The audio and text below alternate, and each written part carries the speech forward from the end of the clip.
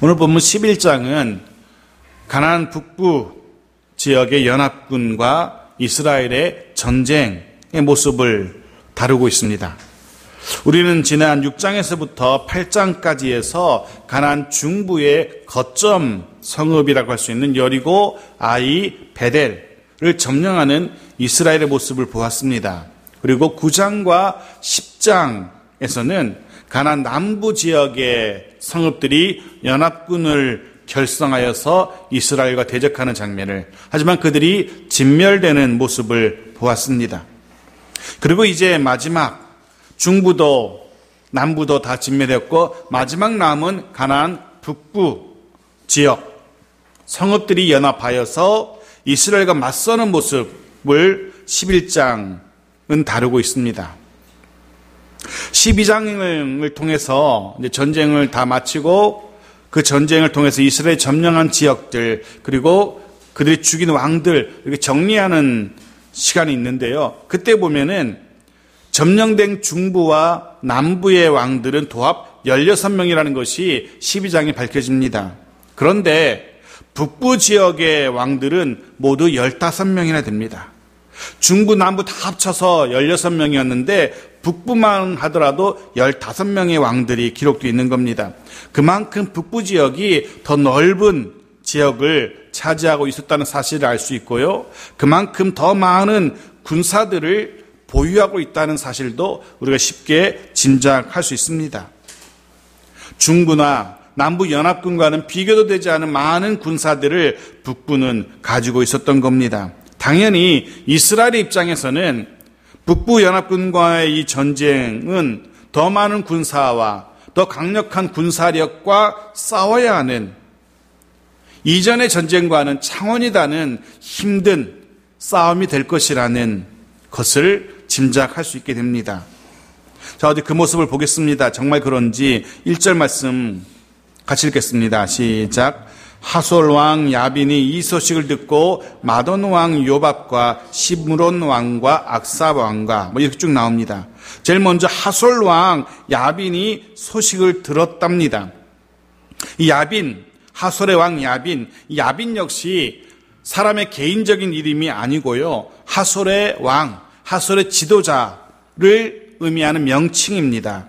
애굽의 바로처럼, 예루살렘의 아도니세덱처럼 하솔의 왕을 이야기합니다. 가나안 북부 성읍 하솔이라는 곳의 왕이 가나안 중부의 성읍들 뿐만 아니라 남부 성읍들까지도 이스라엘에게 진멸당했다는 소식을 듣게 됩니다. 그것도 남부 성읍들은 개별적으로 이스라엘과 싸운 것이 아니라 연합하여서 강력한 군사력을 가지고 이스라엘과 대적했는데도 불구하고 진멸되었다는, 듣고도 믿기 힘든 소식을 하솔의 왕 야빈이 듣게 된 겁니다. 해서 하솔의 왕 역시 남부 예루살렘 왕이 했던 것처럼 북부의 각 성읍에 사람을 보내어서 동원령을 내립니다. 흥미로운 것은 우리가 이미 남부 연합군이 결성되는 모습을 보았지만 북부의 연합군이 결성되는 모습도 똑같은 패턴을 가지고 있습니다. 남부가 연합군을 형성하는 그 패턴과 북부가 연합군을 형성하는 패턴이 똑같습니다. 예를 들면 이렇습니다. 남부의 우두머리로는 예루살렘의 왕 아도니세덱이 소개되었습니다. 북부 연합군의 우두머리로 하솔의 왕 야빈이 소개되고 있습니다.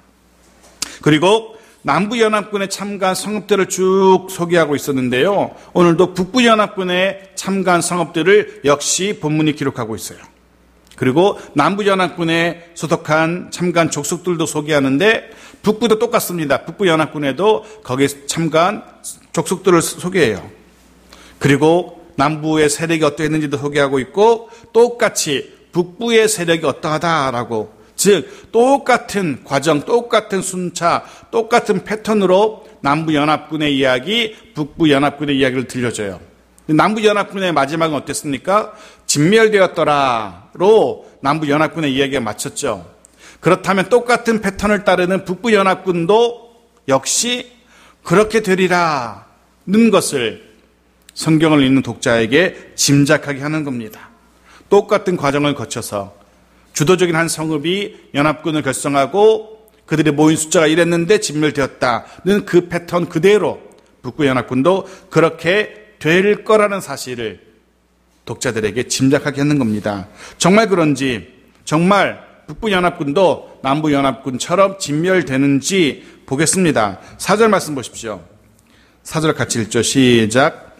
그들이 그 모든 군대를 거느리고 나왔으니 백성이 많아 해변에 수많은 모래 같고 말과 병거도 심히 많았으며, 말씀드린 것처럼 남부 연합군의 진멸의 소식을 들은 북부의 성읍들이 판단하고 선택한 것은 우리도 남부처럼 연합군을 결성하여서 이스라엘과 싸우자는 것이 북부 연합군의 북부에 있는 성읍들의 선택이었고 판단이었습니다.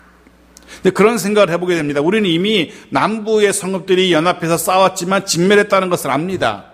그렇다면 그런 생각을 하게 되죠. 북부에 있는 성읍들도 연합군을 결성해서 이스라엘과 싸울 것이 아니라 살 길을 찾았어야 하지 않을까? 왜 굳이 싸우려고 했을까라는 생각을 할 수 있습니다. 자신들의 신을 버리고 자신들의 신보다 더 우월하다고, 더 강력하다고 중부와 남부에서 판명된 이스라엘의 신을 섬기기로 했더라면 그럼 그들도 살 수 있었을 텐데 왜 살 길을 내팽개치고 이스라엘과 싸우려고 했을까? 그런 생각을 해보게 되어집니다. 어쩌면 자신들은 중부에 있는 성읍들과는 혹은 남부에 있는 성읍들과는 다르다라고 생각했던 것 같습니다. 분명한 사실은 그들은 북부에 있는 성읍들은 우리가 연합하면 반드시 이길 수 있어 라고 생각했던 것 같습니다. 그러니까 연합을 해서 이스라엘과 싸우려고 덤볐겠지요. 질 거라고 생각했으면 싸우려고 덤비지 않았을 겁니다. 이길 수 있다라고 생각했으니까 싸우려고 덤비고 있는 겁니다. 그렇다면 그들은 왜 싸우면 이길 수 있다라고 생각했을까? 왜 자기들은 남부나 중부에 있는 성읍들과 다르다고 생각했을까? 한번 생각해 봅니다. 생각해 보면 충분히 그럴만하다라는 생각이 듭니다. 첫 번째 이유는 그겁니다. 자신들은 중부와 남부와는 다르다라고 생각한 첫 번째 이유.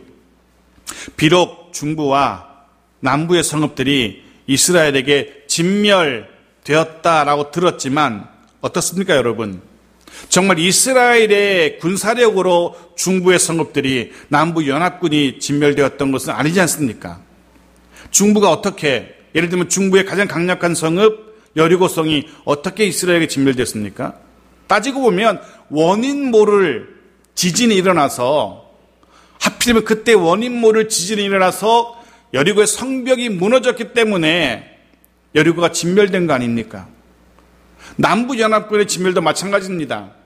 이스라엘의 군사력이 강력해서 남부 연합군을 몰아붙여서 승리한 게 아니지 않습니까? 역시 원인 모를 우박이 하늘에서 내려가지고 남부 연합군의 군사들 태반을 죽이고 그 전열을 흐트러뜨려서 그 틈을 타고 이스라엘이 공격해서 그래서 이스라엘이 이긴 거지 않습니까? 북부의 왕들이 생각할 때 결코 이스라엘이 강력해서 여리고 성이 무너진 것이 아니고 이스라엘이 강력해서 남부 예루살렘이 남부의 연합군이 무너진 게 아니라는 판단을 한 겁니다. 심지어는 아이라는 작은 성 하나는 이스라엘을 대적해서 이기기도 했었어요. 이런 판단을 할 때 결코 이스라엘이 강력한 것은 아니다. 운 좋게 지진이 일어나서 성벽이 무너졌을 뿐이지 운 좋게 우박이 내려서 남부연합군이 진멸된 것이지 이스라엘 때문에 진멸된 것은 아니다 라고 판단한 겁니다. 사실 이 판단은 정확합니다. 결코 이스라엘이 여리고를 이길 만한, 가나안 남부연합군을 이길 만한 그런 군사나 군사력은 가지고 있지 않았습니다. 역시 북부 성읍의 왕들의 판단은 정확했어요. 두 번째 이유, 4절을 다시 보십시오. 그들의 군대, 그들이 거느린 모든 군대를 거느리고 나왔는데 그 수가 어떻다고요? 해변에 수많은 모래 같다라고 성경이 기록하고 있어요. 군사의 수가 연합군으로 모인 군사의 수가 이전의 중부의 군사들과는 혹은 남부 연합군의 군사와는 비교도 되지 않을 정도로 어마어마한 군사들을 거느리고 있었던 겁니다. 말씀드린 것처럼 북부의 지역이 넓었어요. 성읍도 많았어요. 당연히 그들이 거느린 군사의 수가 엄청났던 겁니다. 그러니 북부 연합군으로 볼 때 우리는 남부 연합군과는 달러. 예를 들면 남부 연합군이 10이라면 북부 연합군은 100, 1000 이상이 되는 군사를 거느리고 있었던 겁니다. 당연히 충분히 이스라엘을 이길 수 있다라고 판단합니다. 유대의 역사가 요세푸스라는 사람은요, 이 하솔왕 야빈이 거느린 군사의 수가 무려 42만 명, 군사의 수만 42만 명이라고 그렇게 적고 있어요. 그러면서 그렇게 적고 있어요. 지금까지 이스라엘이 만난 군대 중에 가장 많은 군대였다 라고 그렇게 이야기하고 있어요. 그들은 북부 연합군은요, 가나안의 그 어떤 성읍들보다 더 많은 군대를 보유하고 있었던 겁니다.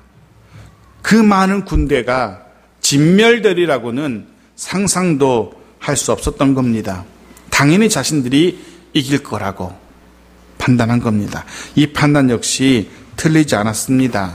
아니, 정확했습니다. 그들은 이스라엘을 충분히 이길 만큼의 수많은 군대를 거느리고 있었어요. 세 번째 이유, 그들은 절대 지지 않을 거라고 판단한 세 번째 이유, 그들에게 많은 군사뿐 아니라 또 뭐가 있었습니까? 말과 병거가 있었습니다. 자, 여기에 이스라엘이 단 한 번도 보지 못했던 최첨단 무기가 등장합니다. 이스라엘이 한 번도 보지 못한 무기입니다. 여리고에서도 보지 못했고요. 남부 연합군과의 전쟁에서도 보지 못했던 무기, 바로 병거입니다. 병거.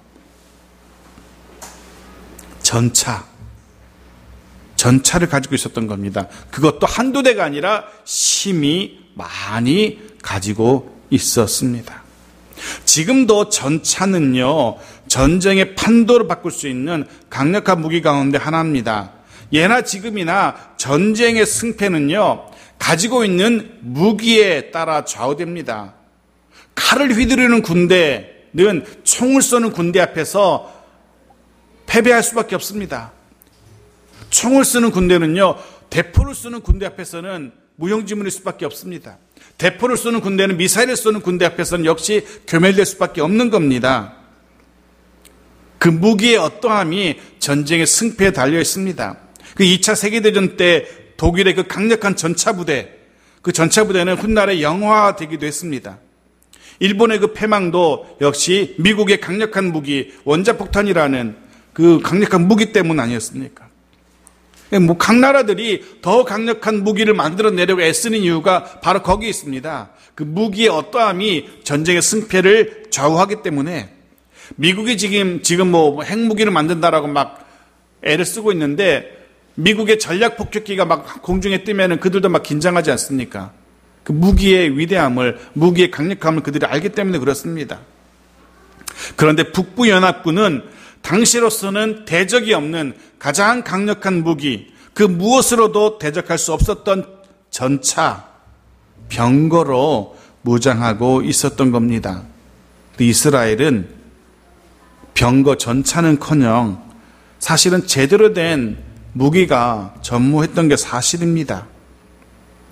그런 말과 병거로 무장하고 있으니 북부 연합군이 자신들은 남부처럼 그렇게 진멸되지 않을 거라고 생각했던 겁니다.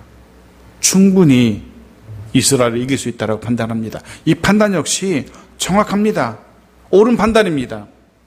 입장을 바꿔놓고 생각해보면 객관적인 전력으로 볼 때 북부연합군의 승리가 너무나 당연해 보입니다. 제가 북부의 하솔왕 입장이었다 할지라도 저라도 항복이 아니라 전쟁을 택할 겁니다. 아니, 이런 군대와 이런 무기를 가지고 있는데 이스라엘에게 진리가 없지 않습니까? 여러분도 아마 똑같은 생각일 겁니다. 이 정도의 군대와 이 정도의 무기라면 절대로 이스라엘에게 밀리지 않을 거라고, 지지 않을 거라고 누구라도 다 그렇게 생각할 겁니다. 당연한 판단입니다. 당연히 드러난 군대와 군사와 무기 이런 것들을 비교할 때 이스라엘은 상대가 되지 않습니다. 북부연합군의 압승이 예상됩니다. 그런데 그들이 미처 계산하지 못했던, 미처 그들이 파악하지 못하고 생각하지 못했던 이스라엘의 무기가 있었습니다. 이스라엘의 드러나지 않은 비밀병기, 가장 강력한 이스라엘의 무기를 미처 생각하지 못했던 겁니다. 이스라엘에게는 최첨단의 무기, 말, 병거가 없었지만 그보다 더 강력한 하나님이 계셨던 겁니다. 북부의 하솔 왕이 의아하게 생각했던, 왜 여리고성이 무너졌을까? 왜 하필이면 그때 우박에 떨어졌을까의 그 여리고의 무너짐의 이유, 남부 연합군을 괴멸시킨 우박의 이유를 그들은 계산하지 못했던 겁니다. 더 깊이 계산했더라면 왜 여리고성이 무너졌을까? 왜 그날 우박에 내렸을까? 더 깊이 생각했더라면 이스라엘의 병기 하나님을 생각해냈을 텐데 그들은 하나님까지 생각하지 못했습니다. 여리고를 무너뜨린, 남부를 진멸시킨 하나님을 그들은 생각하지 못했던 겁니다.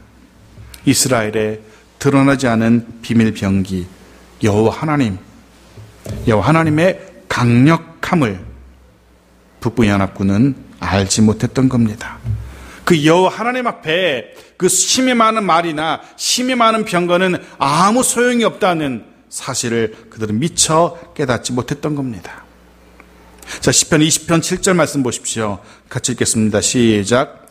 어떤 사람은 병거, 어떤 사람은 말을 의지하나 우리는 여호와 우리 하나님의 이름을 자랑하리로다. 아멘. 우리의 자랑, 우리의 의지는 병거나 마병이 아닌 여호와 하나님이 되어야만 합니다. 우리가 자랑할 것은, 우리가 의지할 것은 그 무엇도 그 누구도 아닌 여호와 하나님이어야 합니다. 가진 것을 자랑하고 누리는 것을 자랑하는 세상 사람들, 그들의 자랑에 우리가 주눅들 필요가 없는 겁니다. 오히려 우리가 그들을 향해서 자랑해야 됩니다. 우리에게는 너희들에게 없는 여호와 하나님이 계셔라는 것으로 자랑할 수 있어야 됩니다. 세상이 그 어떤 강력한 무기로 우리에게 도전해 온다 할지라도 우리가 염려하거나 걱정할 필요 없습니다. 두려워할 필요가 없습니다. 우리에게는 더 강력한 무기인 여호와 하나님이 계시기 때문에 그렇습니다. 자, 5절입니다. 같이 읽겠습니다. 시작. 이 왕들이 모두 모여 나와서 이스라엘과 싸우려고 메론 물가에 함께 진쳤더라. 그들이 드디어 이스라엘과 싸우고자 메론 물가에 진을 칩니다. 이스라엘과 싸우기 위함입니다. 드러나는 사실만 볼 때, 객관적인 지표를 볼 때, 객관적인 것들을 비교해 볼 때 이스라엘로서는 처음 맞이하는 최대의 위기의 순간입니다. 이스라엘은 이토록 많은 군대를 상대해 본 적이 없습니다. 말 그대로 해변의 모래처럼 많은 강력한 적을 상대해 본 적이 없습니다.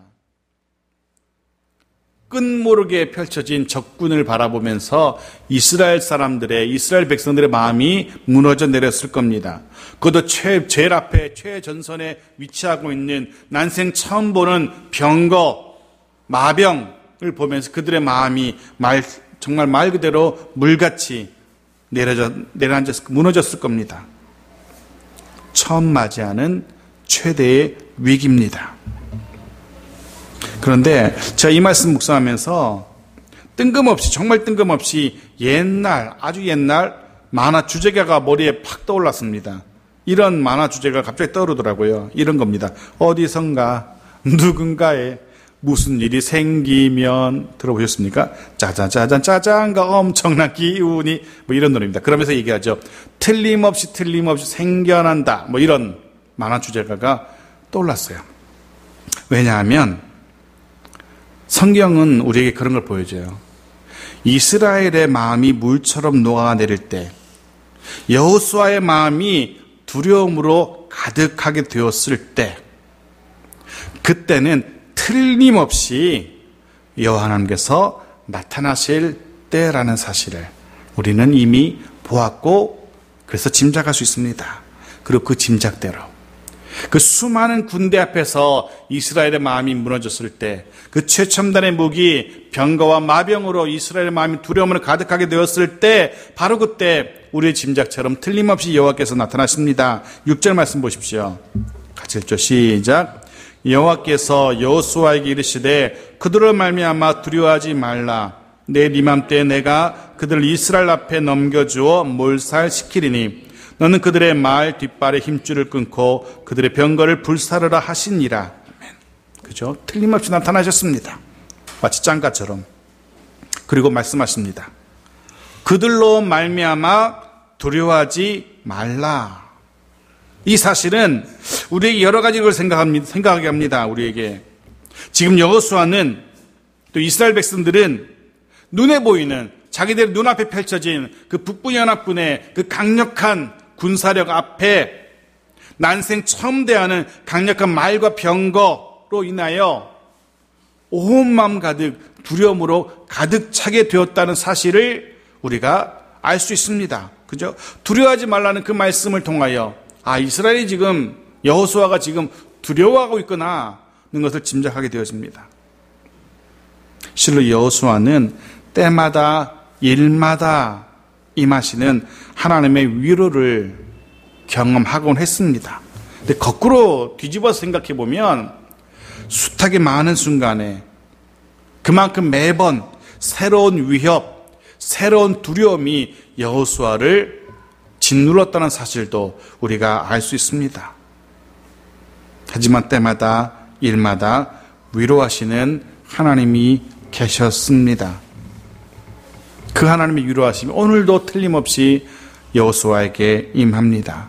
바라기는 저와 여러분에게도 그런 하나님의 위로가 임하기를 소원합니다. 하나님이 필요할 때 틀림없이 나타나셔서 위로하시는 하나님을 경험할 수 있길 바랍니다. 시편 121편은 이렇게 노래하죠. 1절과 2절 같이 읽어볼까요? 시작. 내가 산을 향하여 눈을 들리라. 나의 도움이 어디서 올까? 나의 도움은 천지를 지으신 여호와에게서로다. 아멘. 틀림없이 우리에게 나타나셔서 위로하시고 도우시는 하나님, 도우시는 하나님의 위로를 기다리십시오. 지치고 힘들 때, 우리가 낙심되고 때로 주저앉고 싶을 때, 포기하고 싶을 때 있죠. 그런데 분명한 사실은 바로 그때 틀림없이 하나님이 위로하실 겁니다. 그 순간 오히려 하나님의 위로하심을 경험하게 될 겁니다.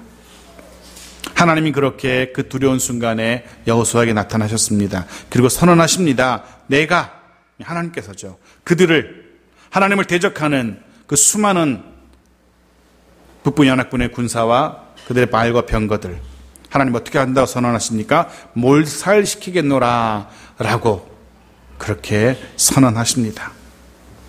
그러면서 거기까지 했으면 참 좋았을 텐데 여호수아에게 또 명령하십니다. 이렇게 말씀하셔요. 그들의 말 뒷발의 힘줄을 끊으라고, 그리고 병거는 불사르라고 명령하세요. 내가 너희에게 승리를 안겨줄 거야.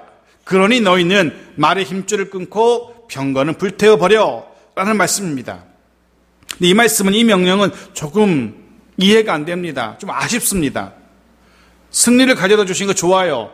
그럼 그 승리를 통하여서 전리품들을 거둘 거 아닙니까? 그럼 수많은 말과 수많은 병거들을 이스라엘이 획득할 수 있게 됩니다.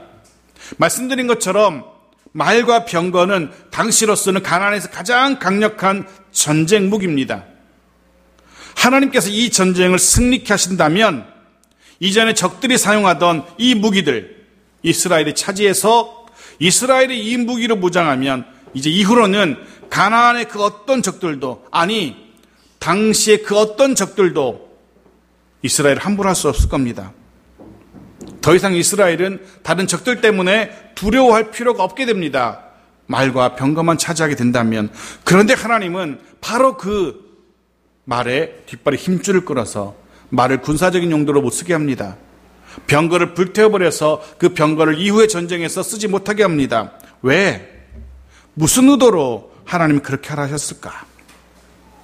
하나님 지금 여호수아에게 또 이스라엘 백성들에게 그렇게 이야기하고 말씀하고 계신 겁니다. 이 전쟁에, 약속의 땅 가나안을 차지하기 위한 이 가나안의 정복 전쟁에 말과 병거는 필요 없다는 사실을 선언하고 계신 겁니다. 너희들은 지금까지처럼 말, 병거를 의지할 것이 아니라, 수많은 군대를 의지할 것이 아니라 나만 바라봐 라고 말씀하고 계신 겁니다. 나만, 여호와 하나님만 신뢰하라는, 여호와 하나님만 의지하라는 하나님의 선언인 겁니다. 말이 아니라, 병거가 아니라. 그렇습니다. 말과 병거, 강력해 보이지만, 그래서 우리에게 두려움을 줄 그런 무기지만 두려워할 필요도 없고요, 동시에 그것들을 의지해서도 안 됩니다. 우리가 의지하고 있는, 세상 모든 사람들이 의지하고 싶어하는 돈, 그 많은 돈 다 어디 있는지 모르겠습니다. 그 조금만 더 있으면 내 등이 든든하고 어깨 힘도 좀 들어가고 할 텐데, 권력, 조금만 권력이 있으면 쉽게 이 문제도 해결할 수 있을 것이고, 명예, 학벌, 재능, 친구, 사람들이 의지하는 것들입니다. 많으면 많을수록 든든하죠. 많으면 많을수록 힘이 되죠. 많으면 많을수록 의지가 되고 안심이 될 겁니다. 그렇게 생각됩니다. 하지만 성경은 아니라고 이야기합니다. 그것들은 의지의 대상이 아니라고 분명히 이야기합니다. 우리의 의지할 바는, 우리의 의지의 대상은 바로 여호와 하나님 한 분이라고 성경은 우리에게 이야기합니다. 모르겠습니다. 그럼에도 불구하고 마음속에는 그래도 통장의 잔고가 좀 단단해야지, 든든해야지 좀 마음이 좀 편안하지. 그래도 친구도 좀 있어야 되고, 학벌도 있어야 되고, 명예도 있어야 되고, 권력도 있어야지. 그래서 세상이 지금 그렇게 위로 올라가려고 많이 가지려고 애쓰는 거 아닙니까? 하지만 성경은 우리에게 분명히 이렇게 도전합니다. 그 무엇도 의지하지 말라고. 우리에게는 세상이 모르는 더 강력한 무기, 우리가 오직 의지할 만한 하나님 계시다라고 성경은 우리에게 이야기합니다. 8절 말씀 보십시오. 같이 읽죠. 시작. 여호와께서 그들을 이스라엘 손에 넘겨주셨기 때문에 그들을 격파하고 큰 시돈과 미스르봇 마임까지 추격하고 동쪽으로는 미스바 골짜기까지 추격하여 한 사람도 남기지 아니하고 쳐 죽이고. 하나님의 말씀 그대로, 하나님이 말씀하신 그대로 가나안 북부 연합군을 하나님은 이스라엘에게 넘겨주셨습니다. 그들을 격파하게 하십니다. 도망하는 적들을 추격합니다. 한 사람도 남기지 않을 정도로 큰 승리를 거두게 됩니다. 조금 전까지만 해도 해변의 모래처럼 끝모를 수많은 군사들이었는데 이제는 한 사람도 남지 않았다라고 성경은 이야기합니다. 이스라엘이 지금 추격하고 있는 시돈이라는 곳은요, 이 시돈, 큰 시돈이라는 지역은요, 메롬, 처음에 북부연합군이 주둔했던 이 메롬에서부터 근 50km나 떨어져 있는 먼 곳입니다. 지금 이스라엘은 그 먼 곳까지 추격해서 적들을 진멸하고 또 진멸하고 또 진멸하고 있는 것을 성경은 우리에게 이야기해 줍니다. 다시 한번 해변의 모래 같은 적들 겁낼 필요가 없다는 사실이 증명되고 있어요. 다시 한번 말과 병거, 하나님 앞에 아무것도 아니라는 사실이 여실히 드러납니다. 기억하십시오. 전쟁은 하나님께 속한 겁니다. 하나님께서 이기게 하신다면 이기는 겁니다. 이 세상 우리에게 아무것도 없는 것 같지만 하나님이 주신다면 얼마든지 취할 수 있는 것이고, 하나님이 이기게 하신다면 얼마든지 이길 수 있는 겁니다. 우리의 강력함은 하나님에게 달려 있습니다. 그 다음 9절입니다. 9절 같이 읽죠. 시작. 여호와께서 자기에게 명령하신 대로 행하여 그들의 말 뒷발의 힘줄을 끊고 그들의 병거를 불로 살랐더라. 아멘. 하나님의 명령대로 말의 힘줄을 끊어버립니다. 병거를 불사릅니다. 저였다면, 제가 여호수아였다면 그 병거를 불사르면서 손이 부들부들 떨렸을 것 같아요. 몇 대만 있으면, 이거 몇 대만 있으면 이후의 전쟁에서 한결 수월할 텐데, 이스라엘의 이후의 전쟁이 탄탄대로가 될 텐데라는 마음이 조금 있었을 것 같아요. 하지만 여리고의 무너짐을 본 여호수아입니다. 우박이 내려서 가나안을 진멸하는 모습을 본 여호수아입니다. 해변에 수많은 군대처럼 보였던 북부 연합군이 진멸되는 모습을 보았습니다. 그 강력한 말과 병거도 소용없다는 사실을 여호수아가 두 눈으로 보았습니다. 이제는 두말하지 않고 하나님의 명령에 대해서 순종합니다. 철저하게 순종합니다. 뒷발에 힘줄을 끊고 병거를 불사릅니다. 이렇게 불사르는 행위는 이후로도 군사력이 아닌 하나님만 의지하겠다라는 믿음의 결단인 겁니다. 그의 신앙 고백인 겁니다. 그 타오르는 병거를 보면서 이스라엘 백성들은 마음에 결단했을 겁니다. 그래, 병거가 아니라 하나님만 의지하는 게 옳아. 그래, 말의 강력함이 아니라 하나님의 강력함을 의지하는 것이 더 옳은 방법이야 라는 것을 그들은 두 눈으로 확인했을 겁니다. 그러기에 말의 뒷발에 힘줄을 끊는 것은, 병거를 불사르는 것은 그들의 신앙 고백 그 자체였던 겁니다. 말씀 묵상하면서 그런 생각을 해봅니다. 우리에게는 어떤 신앙의 고백들이 있을까? 우리 삶의 현장 속에 정말 하나님만 의지한다는 어떤 신앙의 고백이 있을까? 그런 구체적인 신앙의 고백이 담긴 증거들이 무엇일까? 그런 생각을 한번 해봅니다. 여호수아가 말에 힘줄을 끊고 병거를 불사르는 것을 통하여 그의 신앙을 고백했다면 우리는 무엇으로 우리 신앙을 고백할 수 있는지, 바라기는 우리도 지금껏 의지하던 세상적인 것들, 그것들을 끊고 하나님만 의지할 수 있기를 간절히 소원합니다. 마지막 15절입니다. 같이 읽죠. 시작. 여호와께서 그의 종 모세에게 명령하신 것을 모세는 여호수아에게 명령하였고 여호수아는 그대로 행하여 여호와께서 모세에게 명하신 모든 것을 하나도 행하지 아니한 것이 없었더라. 아멘. 명령하신 것을 그대로 행하여. 신앙의 핵심이 바로 이것이 아닐까라고 생각됩니다. 그대로 행하여. 하나님의 말씀에 내 생각을 덧붙이지 않는 겁니다. 그대로 행하여. 이후에 또 월요일부터 또 한 주간 세상에 살아가실 터인데 말씀 그대로 행할 수 있는 저와 여러분 모두가 되어지기 바랍니다. 그대로 행하는 것이 그게 바로 믿음입니다. 그게 신앙입니다. 그게 하나님의 백성들의 모습이고요. 하나님이 원하시는 모습일 겁니다. 그대로 행하여. 말씀 듣긴 들었지만 하나님 그건 아니죠. 성경에는 뭐 그렇다 치더라도 우리 삶에서는요, 꼭 그렇진 않죠. 그건 믿음이 아니고 온전한 신앙은 아닐 겁니다. 여호수아처럼 그대로 행하여 그렇게 말씀대로 살아갈 수 있는 그런 저와 여러분 모두가 되어지길 바랍니다. 말씀을 마무리합니다. 오늘 본문은 우리에게 우리가 의지할 것이 무엇인지, 누구인지를 분명히 우리에게 보여줍니다. 하나님만이 우리가 의지할 분이시며 하나님이 우리의 유일한 자랑거리가 되어야 한다라고 성경은 우리에게 이야기합니다. 그렇게 하나님이 우리의 자랑거리가 되기를, 하나님이 우리의 유일한 의지할 분임을 고백할 수 있기를 바랍니다. 그럴 때에 때마다 일마다 그 하나님의 위로하심이 임하게 될 겁니다. 그렇게 힘들고 지칠 때, 그 어디에서도 위로받지 못할 때 하나님의 위로하심이 우리 10년 가득 임하는 은혜가 있기를 소원합니다. 그 하나님의 위로하심을 통하여 새로운 힘과 믿음의 담대함도 회복할 수 있기를 간절히 소원합니다. 정말로 삶의 구체적인 그 시간 속에서, 그 현장 속에서 하나님의 말씀대로 그대로 살아갈 수 있는, 그래서 정말 하나님의 살아계심과 하나님의 역사하심과 승리케 하심을 누릴 수 있는 복된 한 주가 되어지기를 주의 이름으로 축원합니다. 아멘.